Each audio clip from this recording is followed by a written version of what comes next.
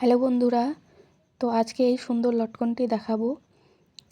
এটা এতটাই সুন্দর, দেখো 3টে পট্টি নিয়েছি 4 ইঞ্চি বাই 4 ইঞ্চি।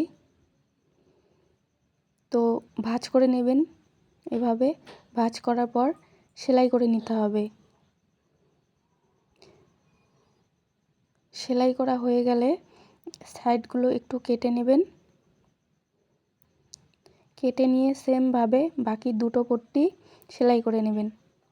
এইভাবে নেওয়ার পর একটি দড়ি নেবেন, দড়ি নিয়ে মাঝখানে রাখবেন, রেখে এভাবে ভাঁজ করে নেবেন। ভাঁজ করে নেওয়ার পর সেলাই করবেন। সেলাই করে নিচ থেকে দেখুন 1/2 ইঞ্চির মতো ভাঁজ করে নেবেন। এতে লটকনটি খুব সুন্দর হয় এবং দেখতেও ভালো লাগে। দেখুন 1 ইঞ্চি গ্যাপে গ্যাপে লাগাবেন, লাগালে পরপর খুব সুন্দরভাবে বসে এবং দেখতেও ভালো লাগে।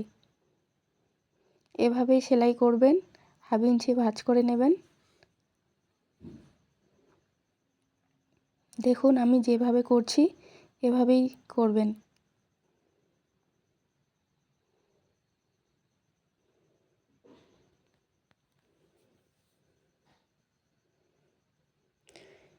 এই লটকনটি খুব সুন্দর, অনেক পুরনো কিন্তু দেখতে অনেক সুন্দর এবং খুব সহজেই এই লটকনটি হয়ে যায়।